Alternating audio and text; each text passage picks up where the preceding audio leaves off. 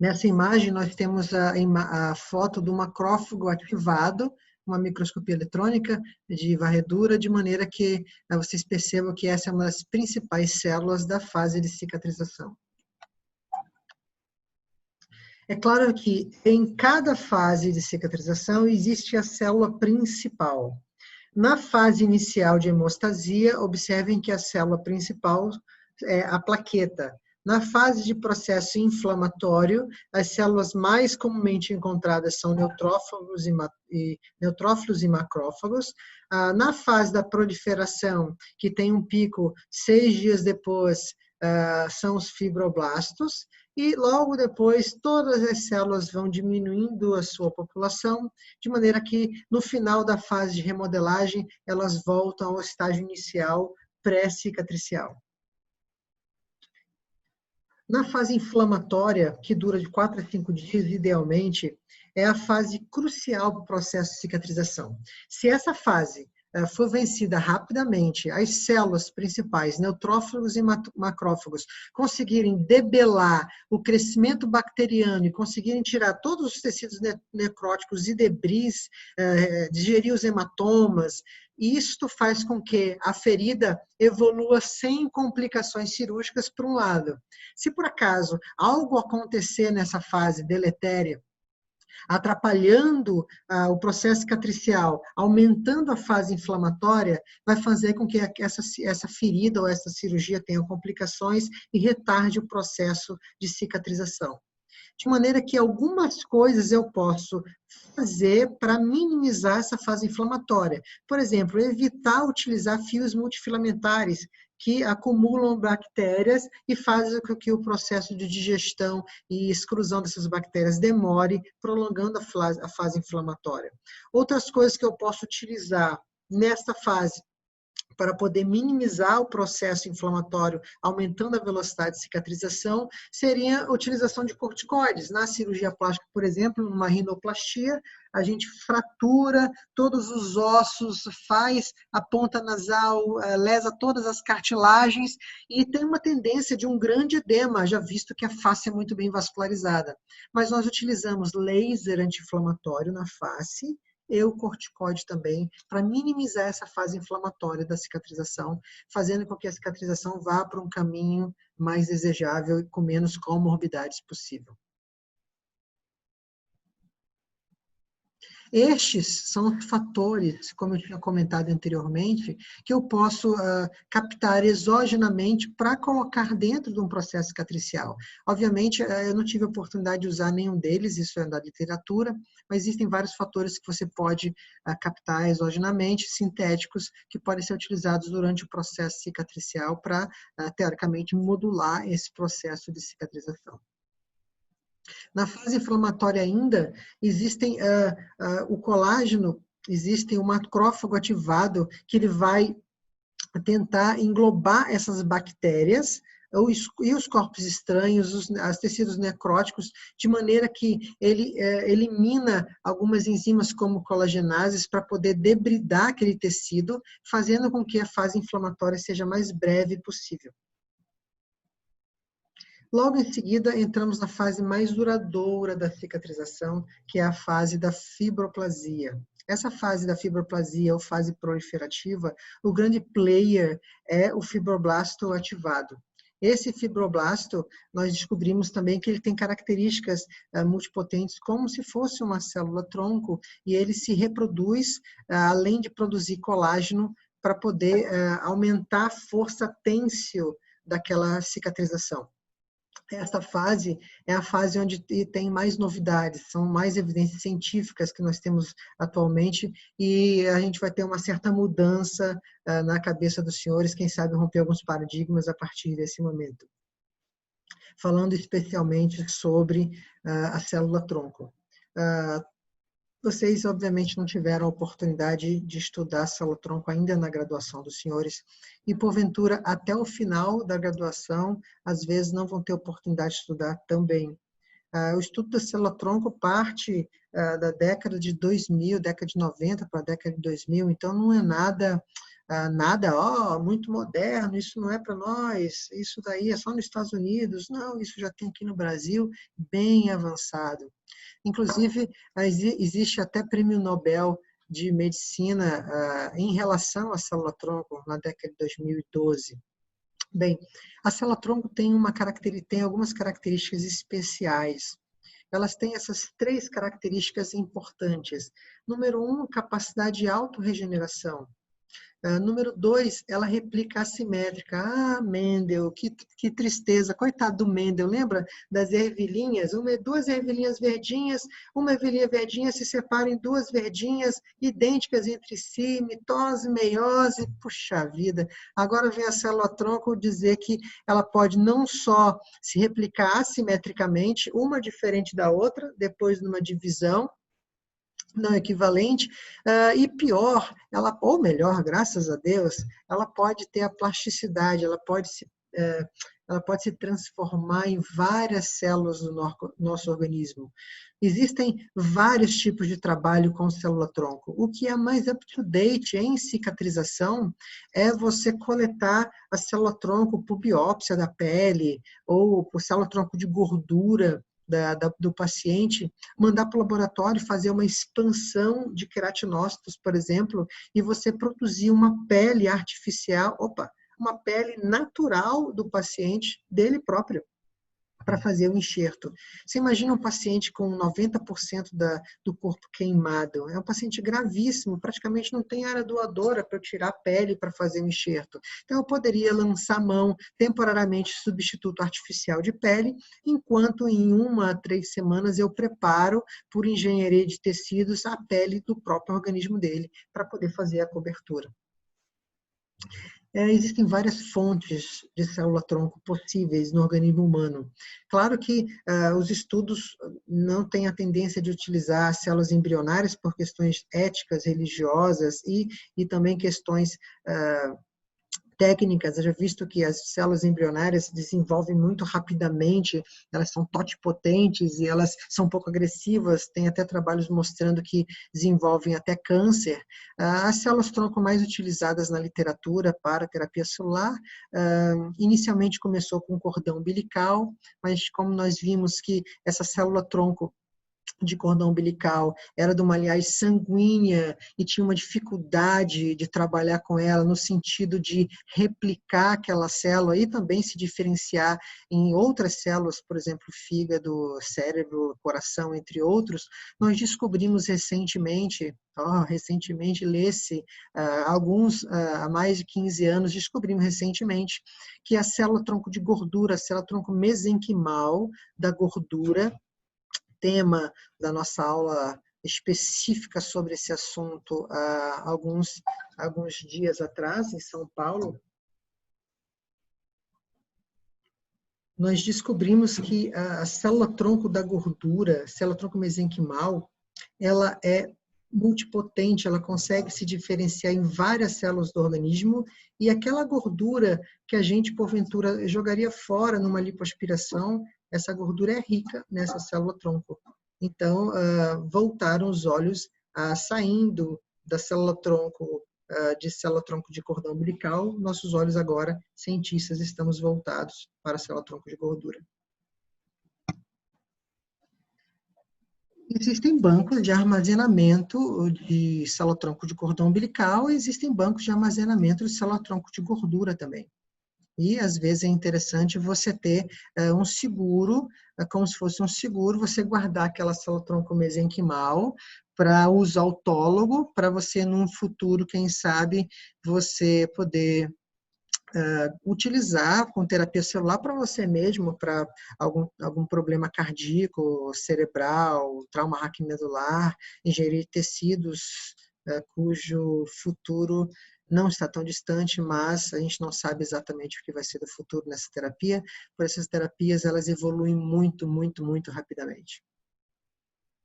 Este é um exemplo da coleta de gordura mesenquimal, dando só um highlight sobre as técnicas novas de lipoaspiração, como a laser lipo, que mata a célula de gordura, estragando a célula-tronco, fazendo com que ela seja inviável para a terapia celular. Então, nem tudo que é moderno é o melhor. Um exemplo, utilizando essa gordura preparada com célula-tronco para injetar numa cicatriz de queloide que eu já havia retirado várias vezes para tentar modular a cicatrização. Este é um exemplo da pluripotência da célula-tronco se transformando em várias células do organismo. Existem também outros trabalhos que a gente pode utilizar com plasma rico de plaquetas, de forma que aumente a quantidade daqueles fatores de cicatrização. E, mais modernamente, esse Yamanaka, em 2012, foi o que ganhou o Prêmio Nobel da Medicina, e acabou com um grande problema que nós tínhamos. Bem, se eu não consigo tirar a célula-tronco do cordão umbilical, se eu não consigo tirar a célula-tronco do dentinho de leite, se eu sou uma pessoa muito magra, não tenho nem gordura para tirar a célula-tronco, acabou minha possibilidade. Olha só o que ele fez. Ele transformou uma célula-tronco da pele de uma pessoa adulta, já diferenciada, ele voltou atrás na programação celular, transformando ela em uma célula-tronco, e esta célula-tronco, reprogramada de uma célula somática, se transformou, se diferenciou em múltiplos tecidos. Merece ou não merece o Prêmio Nobel da Medicina?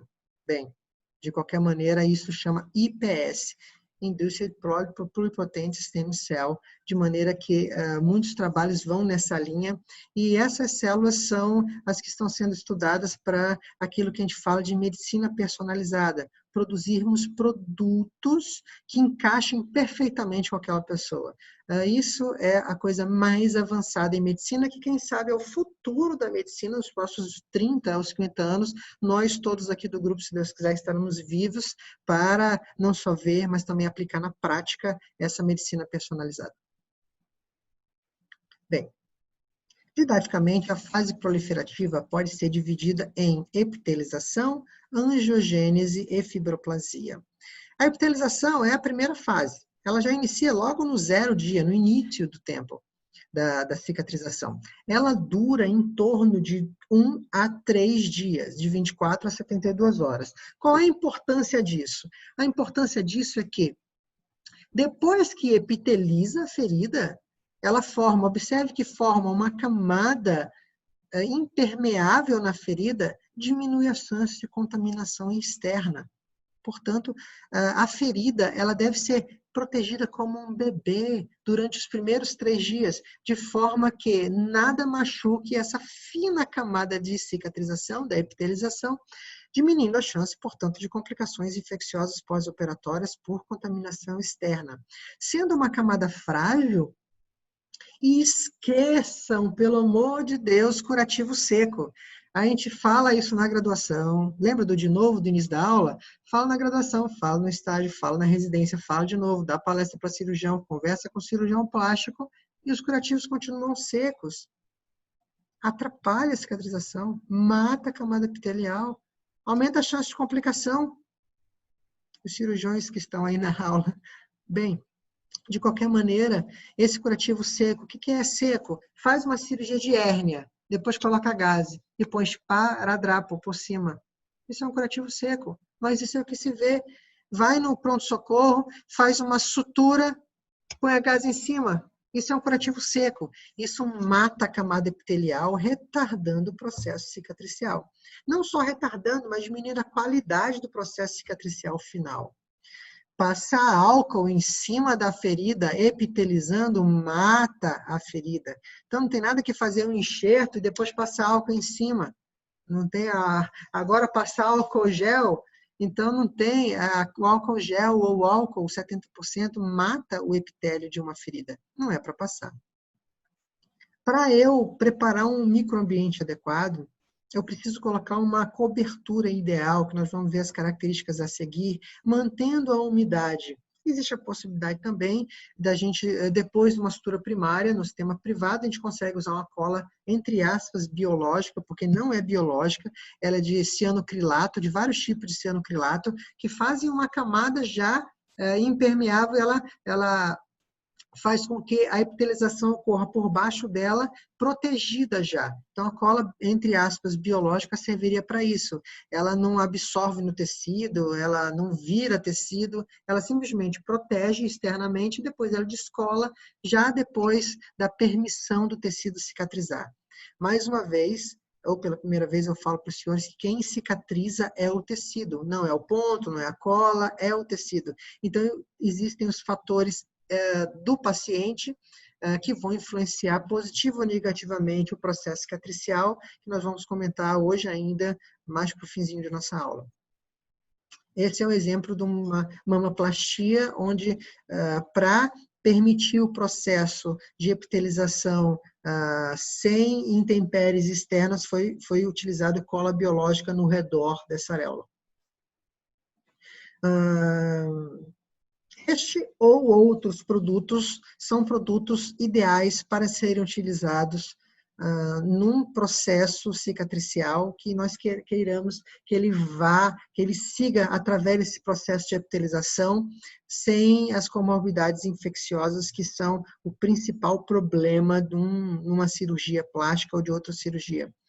O processo do curativo ideal, aí ó, foto para cair na prova, o curativo ideal é aquele curativo que mantém a umidade, ele vai remover exudados e toxinas, trocar gás, porém vai impedir que as bactérias externas entrem, fazendo um isolamento térmico para manter a homeotermia daquele processo cicatricial. Nós já vimos na aula de complicações que a hipotermia ela reduz o processo cicatricial e aumenta as chances de complicações pós-operatórias.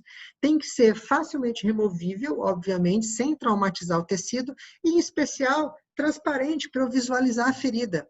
Este é o curativo ideal. Esta é a aplicação do curativo ideal.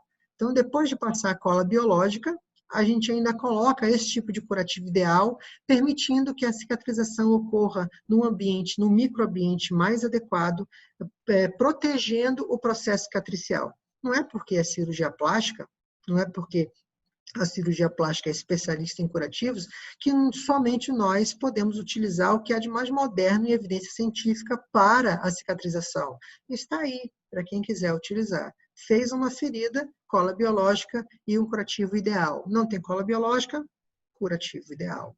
Mas não justifica colocar simplesmente uma gaze em cima da ferida.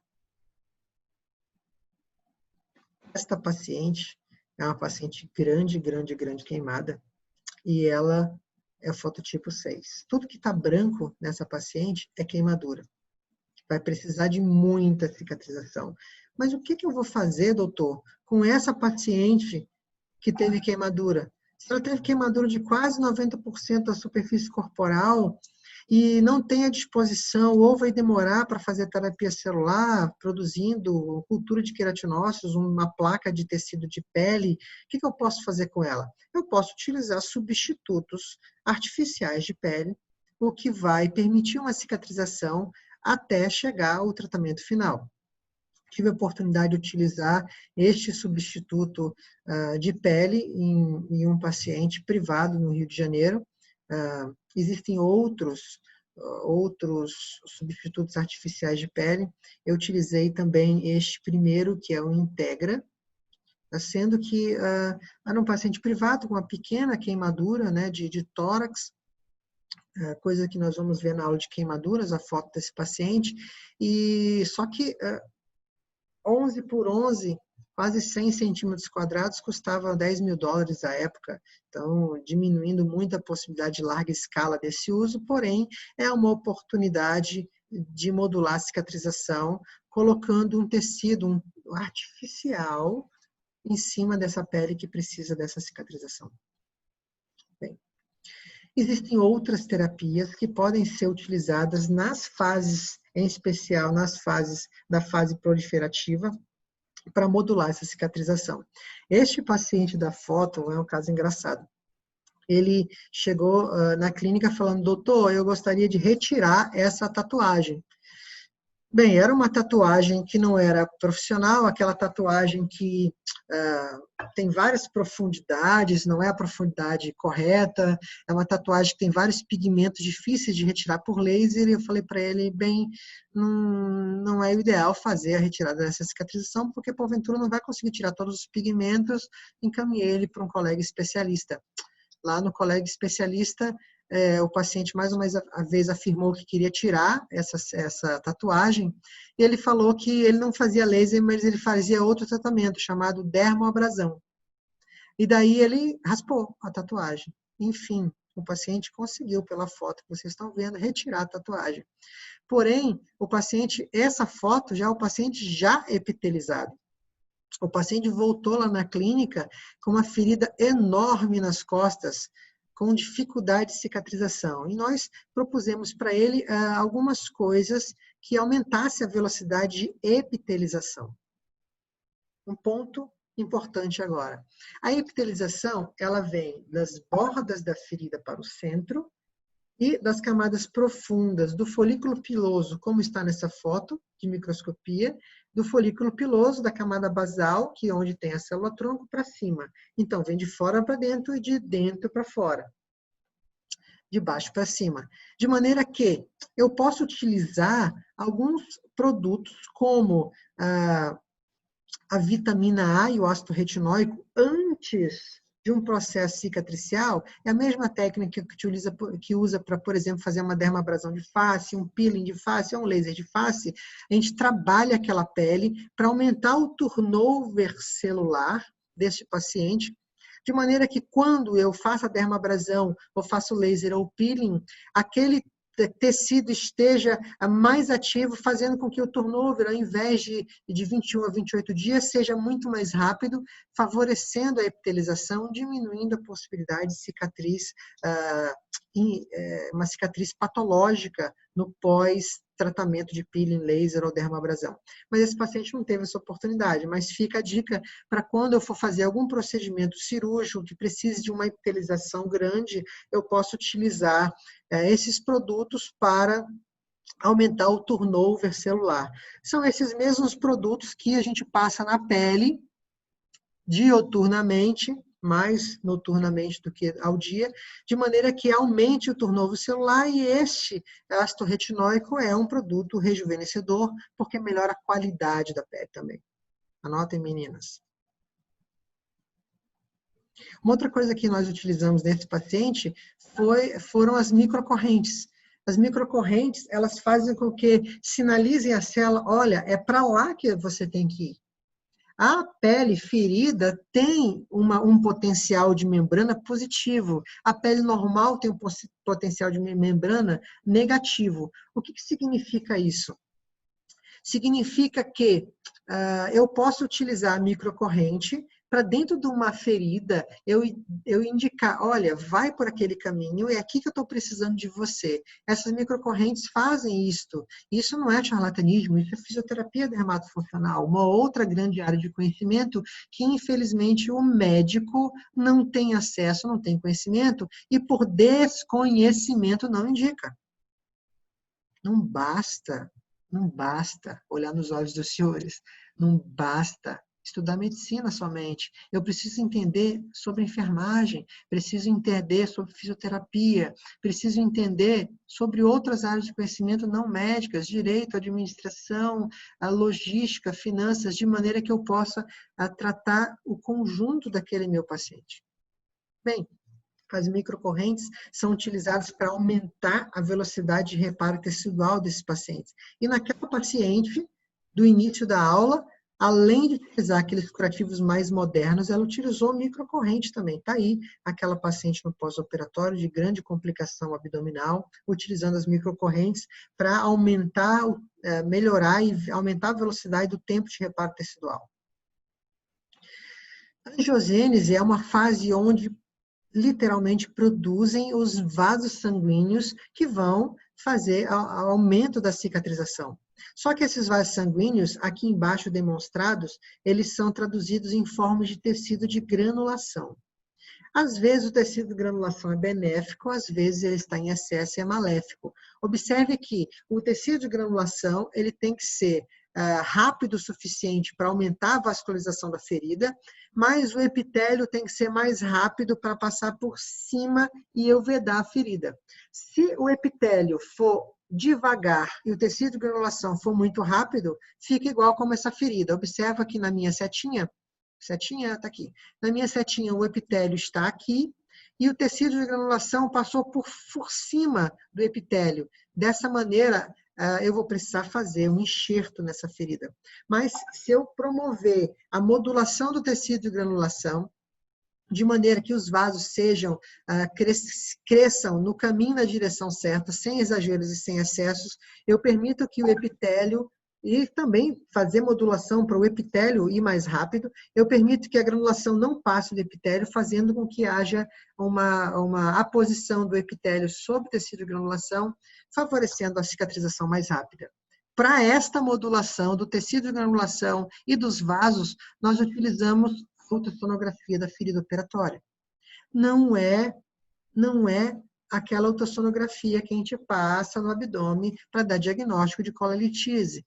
É um tipo de ultrassom com uma vibração, ou seja, hertz específico, microhertz, 3 a 5 microhertz, para poder ele ser superficial e atingir somente a camada de pele que está cicatrizando.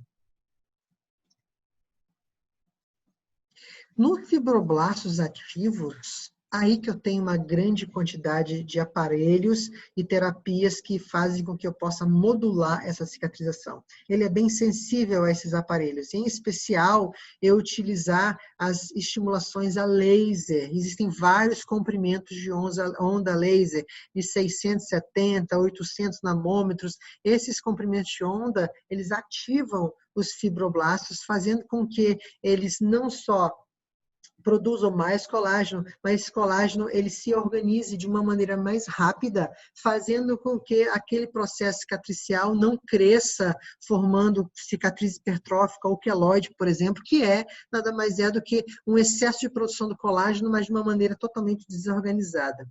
Então, isso é algo que eu posso fazer no pós-operatório. Todos os pacientes que estão cicatrizando, e lembrem que nós estamos conversando sobre cicatrização de feridas, mas, didaticamente, nós falamos sobre cicatrização de feridas em pele. Porém, isso serve também para cicatrização de feridas a nível gastrointestinal, por exemplo. Eu posso fazer uma sutura gastrointestinal e utilizar algumas terapias que nós vimos neste caso para modular a cicatrização de outros tipos de suturas também. Só que, didaticamente, nós falamos sempre sobre pele.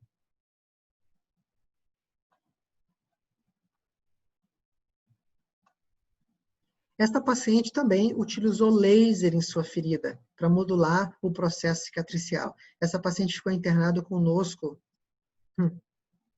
Vou falar no final. Bem, infelizmente, depois de evoluir o processo cicatricial, o colágeno tipo 3, que é mais rico no feto, ele vai sendo substituído pelo colágeno tipo 1. Porque o colágeno tipo 1 ele é mais forte, aumenta a força de tensão da pele. Nós precisamos de uma certa força de tensão de pele. Porém, o colágeno tipo 1 ele tem uma menor qualidade, de maneira que você troca a força de tensão de pele pela descrição da cicatriz depois de o processo cicatricial estar maturado. Mas observa que esse colágeno tipo 1, que aumenta a força de tensão, ele vai crescendo de pouco a pouco. Demora até 3 meses para ele atingir um nível suficiente para poder segurar aquela ferida forte, evitando cicatriz alargada ou cicatriz hipertrófica ou queloide. De maneira que é fundamental depois de eu ter tirado os pontos, eu tenho que colocar algo para segurar. Isso é obrigatório, isso não é possibilidade, não é um caso, 2 casos, todas as cicatrizações são assim. Então, depois de eu tirar os pontos com 7 dias, eu só tenho 3% de força de tensão. Eu preciso, então, colocar um micropore ou algum produto de silicone, de maneira que eu segure aquela pele, que eu segure aquela ferida, para poder ela não alargar, porque ela não tem nenhuma força de tensão. E o uso desse micropore dura até 3 meses. Existem outros tratamentos que aumentam a velocidade de cicatrização no sentido de reduzir o tamanho da ferida. Por exemplo, em lipoaspiração, nós fazemos furinhos de 2 milímetros e não sutura primária, não sutura por primeira intenção. Por quê? Porque quando eu utilizo tratamentos para retrair, ativar os miofibroblastos e retrair aquele tecido, uma cicatrização por segunda intenção, você retrai o tecido em torno de 60%. Ou seja, aquela feridinha de 2 milímetros vai virar uma feridinha de 1 milímetro praticamente, e vai sumir. Então, isso é uma possibilidade que é potencializada pelo uso da radiofrequência. A nossa paciente também fez radiofrequência, não só na área de lipo, mas na área da ferida, para poder aumentar a velocidade de cicatrização. A fase de remodelação é uma fase que dura meses, há anos, até 2 anos essa fase dura. De maneira que essa é uma ferida de 3 meses pós-operatória, ela ainda vai melhorar muito com o passar do tempo. Sendo que mesmo 3 meses a 6 meses depois, existe a possibilidade de utilizar ainda outros fatores de modulação para essa cicatrização, como, por exemplo, novamente o ultrassom, que essa paciente também utilizou por alguns meses, para poder não só estimular a angiogênese, mas também melhorar a força de tensão e aumentar a possibilidade de sintetizar o colágeno e este colágeno ser remodelado. Alguns detalhes sobre os fatores deletérios da cicatrização. Bem, aqui nós temos 5 minutos, mas vamos ver se ele não vai parar. Alguém me falou aí no grupo que essa aula ela foi liberada contínua. Vamos ver. Alguns fatores deletérios são locais e outros fatores deletérios sistêmicos. Também nos fatores deletérios da cicatrização, foto, isso cai na prova. Também nos fatores deletérios da cicatrização, vou levar em consideração que eu posso modular, eu não preciso ter o fator deletério e não fazer nada por ele. Por exemplo, se eu tenho isquemia da ferida, e este foi o caso que eu mostrei para os senhores na aula de complicação, um caso operado no serviço do professor Pitangui, há uma década atrás, e este caso ele foi direto para a oxigenoterapia hiperbárica, que é algo que aumenta a oxigenação tecidual, fazendo que nós temos inclusive uma aula extra sobre isso, e aumenta a oxigenação tecidual, fazendo com que diminua a isquemia e diminua a chance de ter necrose. A carboxiterapia, por efeito Bohr, ela é a injeção de gás carbônico no entorno da ferida, e ela troca esse gás carbônico por oxigênio, fazendo no entorno da ferida, fazendo com que haja uma maior disponibilidade de oxigênio naquela ferida, aumentando a velocidade de cicatrização. Se o paciente também evolui com infecção, esse slide no iniciozinho, essa ferida numa abdominoplastia de um paciente nosso, ele cursou com uma pequena infecção de ferida e a gente utilizou algumas terapias, em especial, vou fazer um highlight no ozônio, que é o maior bactericida, que é o O3, a maior bactericida que existe, esse ozônio. A gente utilizou ozonioterapia, que agora foi liberada recentemente pela Anvisa, e já existem até cursos para médicos, enfermeiros, fisioterapeutas para utilizar a terapia com ozônio, algo que foi liberado pela Anvisa este ano, mas já tá usado na Alemanha e na Rússia há mais de 10 anos. Né? É o país que nós vivemos. De qualquer maneira, a ozonioterapia foi utilizada nessa paciente, além dos curativos, como vocês estão vendo aqui, como o AGE, que é bactericida, e outras terapias, como o curativo a vácuo. Esta paciente, portanto, ela chegou assim, e ela utilizou todas as terapias possíveis e inimagináveis para cicatrizar essa ferida. Depois de 40 sessões de O2 hiperbárico, olha a diferença do processo cicatricial. Está mais vivo, está mais vascularizado. E a gente conseguiu, neste caso, depois de 40 sessões, lembrem que a sessão é diária, então ela ficou fazendo quase 2 meses de medicina hiperbárica para conseguir debelar a infecção. E depois essa paciente ainda foi utilizar o curativo a vácuo, que é um curativo muito moderno, tema da nossa aula que a gente deu nos Estados Unidos ano passado, que serve para muitas coisas, sendo que ela é pouco utilizada por desconhecimento do profissional que atende o paciente. Então, observa o que o curativo a vácuo faz. Contrai a ferida, diminui o exudato e o tecido não viável, aumenta o aporte sanguíneo, promove tecido de granulação, estimula a mitose, diminui a infecção, diminui o edema, aumenta a velocidade de cicatrização, reduz no final o custo, diminui a necessidade de internação hospitalar. Por que não utilizar? Esse curativo tem toda a tecnologia para fazer com que o paciente cicatrize mais rápido. Basta identificar e indicar esse tipo de terapia. A nossa paciente também, em um momento do processo de tratamento dela, ela fez curativo a vácuo para diminuir o edema e preparar para a cirurgia definitiva. Alguns fatores deletérios locais ainda, o edema, lembrando que a gente utiliza a drenagem linfática, e essa drenagem linfática não só reduz o edema verdadeiramente, mas também estimula os linfócitos, aumentando também a possibilidade de combater infecções nesse tipo de paciente, e lembrando também que é fundamental utilizar um meio úmido para aumentar a velocidade de cicatrização, reduzindo as complicações pós-operatórias. Esse é um exemplo de paciente que utiliza corticoide para poder, imagina, uma grande fratura nasal, de cartilagem de tudo, a gente utiliza corticoide, drenagem linfática para diminuir o edema, porque se inchar muito, fizer um grande hematoma, utiliza adrenalina, se inchar muito, fizer um grande hematoma, vai soltar tudo que a gente acabou de fazer. Um paciente recente, inclusive, teve a oportunidade de fazer alguns pacientes recentemente, e a gente utilizou na testa do paciente, que tinha umas ruguinhas, a gente utilizou a toxina botulínica para bloquear esse músculo, de maneira que a pele ficasse paradinha e depois aquela cicatriz, sem mexer para lá e para cá com o músculo, cicatrizasse de uma maneira ideal. Então, existe a possibilidade de eu bloquear o músculo abaixo da pele, não só na testa, não só na face, mas em outras áreas do corpo. Eu posso bloquear o músculo abaixo, fazendo com que o músculo bloqueado pare de mexer e aquela pele por cima cicatrize de uma maneira mais ideal.